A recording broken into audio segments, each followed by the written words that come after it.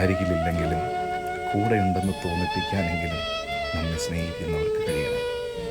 ഒറ്റപ്പെടൽ പോലെ ഓർമ്മകളെ വേദനിപ്പിക്കാൻ പറ്റിയ ഒരു മുഹൂർത്തവും ഒരു മനുഷ്യജന്മത്തിലുണ്ടാകില്ല. അവളൊരു മോഹിനിയായിരുന്നു,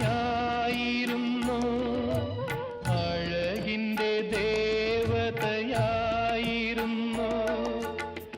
അധരങ്ങളിൽ നയനങ്ങളിൽ അശ്വതി പൂവുകൾ പൂത്തിരുന്നു.